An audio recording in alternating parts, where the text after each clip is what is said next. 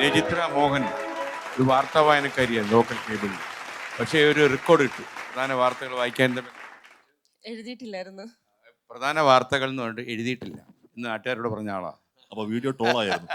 സാറേ complete troll ചെയ്ത ആൾക്കാരെ കുളമാക്കി കളഞ്ഞു. സാറേ പ്രധാന വാർത്ത എഴുതിയിട്ടില്ലായിരുന്നു. ആദ്യ സമയത്തൊക്കെ എനിക്കത് ഉൾക്കൊള്ളാൻ ഭയങ്കര കുറച്ച് ബുദ്ധിമുട്ടുണ്ടായിരുന്നു. കാരണം വെച്ച് കഴിഞ്ഞാൽ അപ്പോൾ എനിക്ക് ടെൻഷൻ, ആളുകൾ എന്നെ കളിയാക്കുമോ, അത് വെച്ചിട്ട് ചിലപ്പോൾ ഹറാസ്മെൻ്റ് ആയിരിക്കുമോ, അത് എങ്ങനെയാണ് ആൾക്കാർ അതിനെ ഉൾക്കൊള്ളുന്ന രീതി അറിയത്തില്ല. കാരണം ഞാൻ പോലും അറിയാതെ സംഭവിച്ചൊരു കാര്യമാണ്.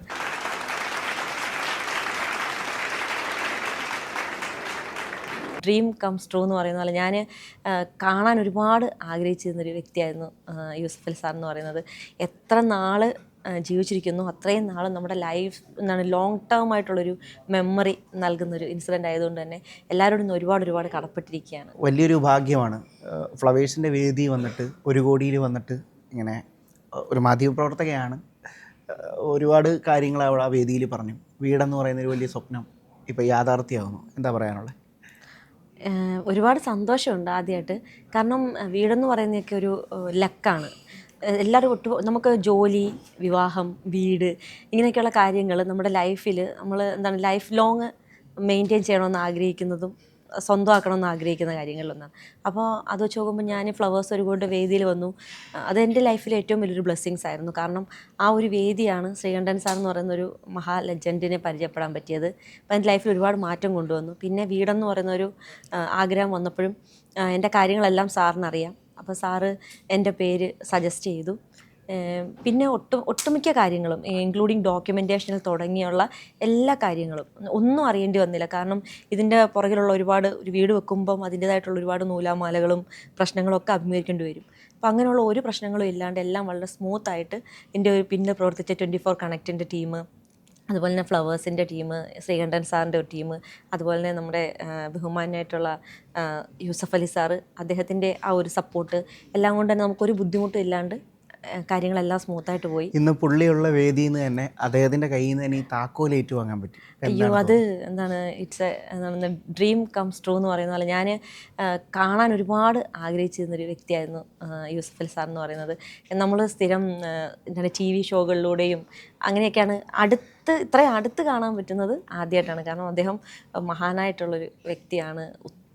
ഒത്തിരി എന്താണ് സോഷ്യലി കമ്മിറ്റഡ് ആയിട്ടുള്ള ഒത്തിരി ആളുകൾക്ക് സഹായം ചെയ്യുന്ന, എല്ലാവരും ദൈവത്തെ പോലെ കാണുന്നൊരു വ്യക്തിയാണ് അദ്ദേഹം. അപ്പോൾ അദ്ദേഹത്തിൻ്റെ കൂടെ നിൽക്കാനും അതുപോലെ തന്നെ ശ്രീകണ്ഠൻ സാറിൻ്റെ കൂടെ നിൽക്കാനും ഇപ്പോൾ ഇതിൻ്റെ ഒരു ഭാഗമാകാനും 24 കണക്റ്റിൻ്റെ ഭാഗമാകാനും ഒക്കെ പറ്റിയത് ഒരു എന്താണ് ദൈവം തന്നൊരു അനുഗ്രഹം, അല്ലെങ്കിൽ നമ്മുടെ ഒരു ലൈഫ് ലോങ് നമുക്ക് ഓർത്തിരിക്കാൻ പറ്റുന്നൊരു ബ്ലെസ്സിങ്സ് എന്ന് തന്നെ പറയാൻ പറ്റും. കാരണം ഇതൊരിക്കലും നമുക്കൊരു നിമിഷം കൊണ്ട് മറന്നു പോകാൻ പറ്റുന്നൊരു സംഭവമല്ല. കാരണം നമ്മൾ എത്ര നാൾ ജീവിച്ചിരിക്കുന്നു അത്രയും നാൾ നമ്മുടെ ലൈഫ് എന്താണ് ലോങ് ടേം ആയിട്ടുള്ളൊരു മെമ്മറി നൽകുന്നൊരു ഇൻസിഡൻ്റ് ആയതുകൊണ്ട് തന്നെ എല്ലാവരോടും ഒരുപാട് കടപ്പെട്ടിരിക്കുകയാണ്.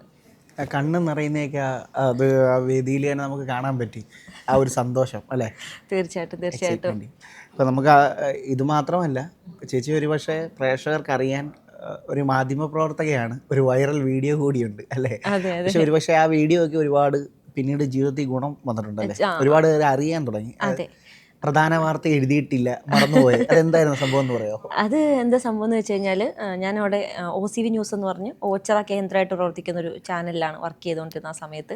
അപ്പോൾ ന്യൂസ് വായിക്കാൻ വേണ്ടി വന്നപ്പോൾ സ്വാഭാവികമായിട്ടും ഹെഡ്ലൈൻസ് എഴുതിയിട്ടില്ലായിരുന്നു, അത് ശ്രദ്ധിച്ചിട്ടില്ലായിരുന്നു. അപ്പോൾ നോർമലായിട്ട് നമ്മൾ സെൽഫ് ഇൻട്രൊഡ്യൂസ് ചെയ്തിട്ട് പ്രധാന വാർത്തകൾ എന്ന് പറഞ്ഞ് തുടങ്ങിയപ്പോൾ അതിനകത്ത് അത് എഴുതിയിട്ടില്ലായിരുന്നു. ആക്ച്വലി ചില ആൾക്കാർ ചോദിച്ചിട്ടുണ്ടായിരുന്നു, അത് ക്രിയേറ്റിവിറ്റി ആയിട്ട് അങ്ങനെ കൊണ്ടുവന്നതാണോ? ഒരിക്കലും അല്ല, അങ്ങനെ സംഭവിച്ചു പോയതാണ്. പിന്നെ അത് സോഷ്യൽ മീഡിയയിലേക്ക് വന്നു കഴിഞ്ഞപ്പോഴത്തേനും ആളുകൾ നല്ല രീതിയിൽ അതിനെ അങ്ങ് ഏറ്റെടുത്തു. ഭയങ്കരമായിട്ട് ഇപ്പോഴും എനിക്ക് തോന്നുന്നു അറൗണ്ട് 8 വർഷം കഴിഞ്ഞിട്ടുണ്ട് ഇപ്പോൾ ആ വീഡിയോ ഇറങ്ങിയിട്ട്. ഇപ്പോഴും ഒരുപാട് ആൾക്കാർ അത് പിന്നെയും ഇങ്ങനെ എന്താണ് ട്രോളിൻ്റെ രൂപത്തിൽ, ഡബ് സ്മാഷിൻ്റെ രൂപത്തിലൊക്കെ ഇങ്ങനെ എടുക്കുമ്പോൾ ആദ്യ സമയത്തൊക്കെ എനിക്കത് ഉൾക്കൊള്ളാൻ ഭയങ്കര കുറച്ച് ബുദ്ധിമുട്ടുണ്ടായിരുന്നു. കാരണം വെച്ച് കഴിഞ്ഞാൽ പെട്ടെന്നൊരു സുപ്രഭാതത്തിൽ നമ്മൾ പോപ്പുലറൈസായി മാറുക എന്ന് പറയുമ്പോൾ ഉൾക്കൊള്ളാനായിട്ട് ഒരു ബുദ്ധിമുട്ടുണ്ടായിരുന്നു. അപ്പോൾ എനിക്ക് ടെൻഷൻ, ആളുകൾ എന്നെ കളിയാക്കുമോ, അത് വെച്ചിട്ട് ചിലപ്പോൾ ഹറാസ്മെൻ്റ് ആയിരിക്കുമോ, അത് എങ്ങനെയാണ് ആൾക്കാർ അതിനെ ഉൾക്കൊള്ളുന്ന രീതി അറിയത്തില്ല. കാരണം ഞാൻ പോലും അറിയാതെ സംഭവിച്ചൊരു കാര്യമാണ്. പക്ഷേ പിന്നീട് എനിക്കതൊരു ബ്ലെസ്സിങ്സ് ആയി മാറി. സർട്ടൺ പീരീഡ് ഓഫ് ടൈം കഴിഞ്ഞപ്പോഴത്തെ ഒരു ബ്ലെസ്സിങ്സ് ആയി മാറി. അന്നത്തെ കാലത്ത് നമ്മൾ പേപ്പർ എനിക്ക് തോന്നുന്നു ഈ ടെക്നോളജി അടുത്ത സമയത്താണ് ഈ പ്രോംപ്റ്റിന്റെ ഒക്കെ ഉപയോഗം വന്നത്. പേപ്പറിൽ എഴുത്തായിരുന്നല്ലേ? അതെ അതെ എനിക്ക് തോന്നുന്നു അതെ, ആ സമയത്ത് നമ്മൾ പേപ്പറിൽ എഴുതിയിട്ട് അതിൻ്റെ ഒരു വിഷ്വൽ മുകളിൽ ഒരു ക്യാമറ സെറ്റ് ചെയ്തിട്ടുണ്ട്. അപ്പോൾ ആ ക്യാമറയിൽ കൂടി അതിൻ്റെ റിഫ്ലക്ഷൻ നമ്മുടെ ഫ്രണ്ടിലൊരു മോണിറ്റർ ഉണ്ട്. അപ്പോൾ ആ മോണിറ്ററിലേക്ക് വന്നിട്ട് അങ്ങനെ നോക്കിയിട്ടാണ് കാണുന്നത്. ഒരുപാട് കടമ്പയുണ്ടായിരുന്നു. അപ്പോൾ അതിലാണ് ഈ പാകപ്പഴ പറ്റിയത്. അതെ അതെ അതെ. പക്ഷേ അത് പ്രതീക്ഷിച്ചില്ല കേട്ടോ, ഇത്രയും വലിയൊരു റീച്ച് അതിന് കിട്ടുമെന്നൊന്നും പ്രതീക്ഷിച്ചൊന്നുമില്ല. ആദ്യ സമയത്തൊക്കെ എനിക്ക് ഭയങ്കര ഉൾക്കൊള്ളാൻ ഭയങ്കര ബുദ്ധിമുട്ടാണ്. ഞാൻ കരയൊക്കെ ചെയ്യുന്നു. ആരെങ്കിലും ഇത് പോസ്റ്റ് ചെയ്യുമ്പോൾ ഞാൻ അവരുടെ കമൻറ്റ് ബോക്സ് ചെന്നിട്ട് പ്ലീസ് അത് ഷെയർ ചെയ്യല്ലേ, ഒന്ന് ഡിലീറ്റ് ചെയ്യുമോ എന്ന് ചോദിച്ച് ഞാൻ അങ്ങോട്ട് റിക്വസ്റ്റ് ചെയ്യുമായിരുന്നു. പക്ഷേ പിന്നീട് എനിക്ക് ഫ്ലവേഴ്സിൻ്റെ വേദി, അങ്ങനെ പല പല വേദികൾ, പല പല വേദികളിലേക്ക് എന്നെ കൊണ്ടുവന്ന് എത്തിച്ചത് ഈ ഒരു വീഡിയോ ആയിരുന്നു. അതിന് ഈ ഷെയർ ചെയ്യപ്പെട്ട ഓരോ ആൾക്കാരോടും ഞാൻ സത്യം പറഞ്ഞാൽ കടപ്പെട്ടിരിക്കുന്നു എന്ന് തന്നെ പറയണം. കാരണം അവരതിനെ ഏറ്റെടുത്തത് കൊണ്ടാണ് ഞാൻ ഇപ്പോൾ രജിത്ര മോഹൻ എന്നൊരു പേര് കേൾക്കുമ്പം അവരെന്നെ തിരിച്ചറിയുന്നതും, ഇപ്പോൾ എവിടെ ചെന്ന ആളുകൾക്ക് നമ്മളെ തിരിച്ചറിയുന്നു, അവരുടെ സന്തോഷം പ്രകടിപ്പിക്കുന്നു. അത് കാണുമ്പം ഇതെല്ലാം ഇതിൻ്റെ ഒരു ഭാഗമാണ്. അപ്പോൾ ആ ഒരു വീഡിയോയോടും അത് ഷെയർ ചെയ്ത രാധാകൃഷ്ണൻ ചേട്ടനോടും ഇപ്പം ഞാൻ സ്നേഹത്തോടെയും നന്ദിയോടെയും സ്മരിക്കുകയാണ് ഈ സമയത്ത്. കാരണം ഇതെനിക്ക് ഒരുപാട് നല്ല കോൺട്രിബ്യൂഷൻസ് എൻ്റെ ലൈഫിൽ റീസെൻ്റായിട്ട് കൊണ്ടത്. ഈ ഒരു കറണ്ട് ഒരു 2 വർഷം എൻ്റെ ലൈഫിൽ നല്ല രീതിയിലുള്ളൊരു മാറ്റങ്ങൾക്ക് അത് കാരണമായി. പക്ഷേ കഴിഞ്ഞ ആ 7 വർഷക്കാലം എനിക്ക് സ്ട്രഗ്ലിംഗ് പീരീഡ് ആയിരുന്നു അത്. പക്ഷേ ആ 7 വർഷം കഴിഞ്ഞിട്ട് ഒരു അടുത്തൊരു സ്റ്റെപ്പിലേക്ക് വന്നപ്പോൾ എനിക്കത് ഭയങ്കരമായിട്ടൊരു അച്ചീവ്മെൻ്റ് ആയിട്ട്. ഓച്ചിറ 12 വിളക്കിലേക്ക് സ്ഥിരം ആങ്കറുടെ സാന്നിധ്യം ഓച്ചിറ ഞാൻ കാണാറുള്ളതാണ്. കഴിഞ്ഞ ചേച്ചിയാണ് എല്ലാ തവണയും ഉണ്ടല്ലേ? കഴിഞ്ഞ 8 വർഷം. അതെ, 8 വർഷമായിട്ട് ഞാൻ തന്നെയാണ്. ഞാനും ഓച്ചിറക്കാരനാണ്, അതുകൊണ്ട് തന്നെ അറിയാം. എന്തായാലും വളരെയധികം സന്തോഷം. അതെ, താങ്ക് യു സോ മച്ച്. ഈ ഒരു അവസരത്തിൽ SKN സാറിനോടും അതുപോലെ തന്നെ ശ്രീ യൂസഫ് അലി സാറിനോടും 24 കണക്റ്റിൻ്റെ ടീമിനോടും നമ്മുടെ കൂടെ ഉണ്ടായിരുന്ന എല്ലാ മെമ്പേഴ്സിനോടും നിങ്ങളടക്കം ഓരോരുത്തരോടും വ്യക്തിപരമായ രീതിയിലുള്ള നന്ദി ഞാൻ അറിയിക്കുകയാണ്. എല്ലാവർക്കും നല്ലൊരു ദിനം ഉണ്ടാകട്ടെ എന്ന് ഞാനും പ്രാർത്ഥിക്കുകയാണ്. Thank you so much.